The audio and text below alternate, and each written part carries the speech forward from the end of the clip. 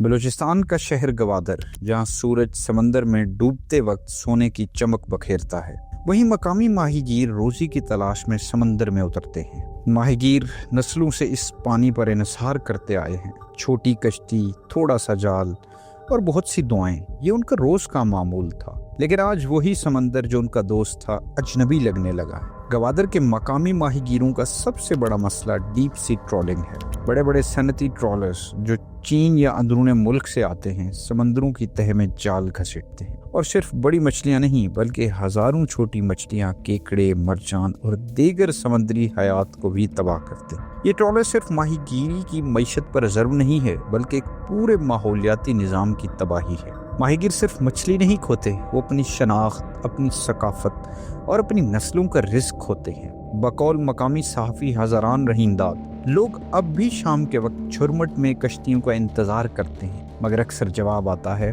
ماہ ادی جند نست، یعنی آج مچھلی نہیں ہے۔ اسے صرف ایک جملہ نہ سمجھیں، یہ پورے ایک نظام کی ناکامی کی گواہی ہے۔ سی پیک، جسے پاکستان کی تقدیر بدلنے والا منصوبہ کہا گیا، گوادر کا مرکز بنا۔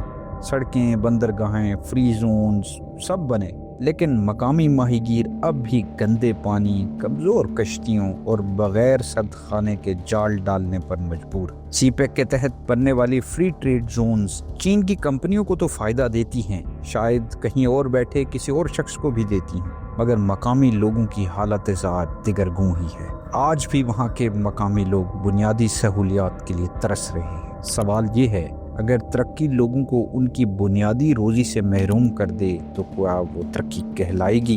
ہمیں سسٹینیبل ڈیولپمنٹ کا سوچنا ہوگا۔ ایک ایسی ترقی کی طرف جانا ہے جہاں انڈیجنس پاپولیشن یا مقامی لوگوں کو بھی فائدہ ہو۔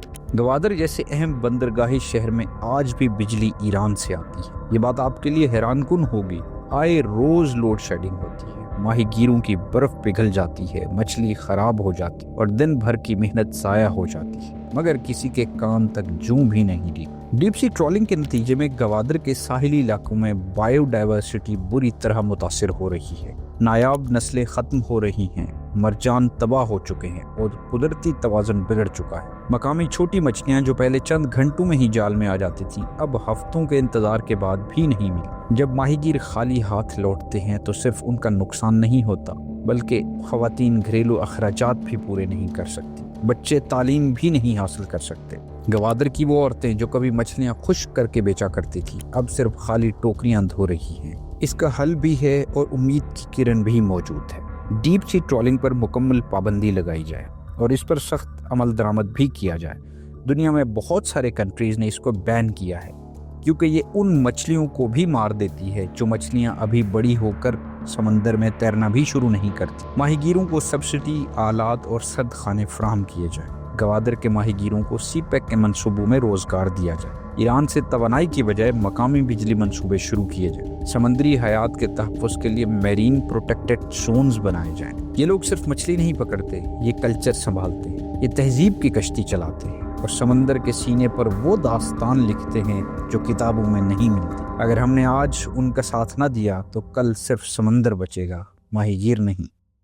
ایکو لینز کو سبسکرائب کریں، لائک اور کمنٹ کے بعد اس ویڈیو کو شیئر لازمی کریں تاکہ یہ آگاہی ہر شخص تک پہنچ سکے۔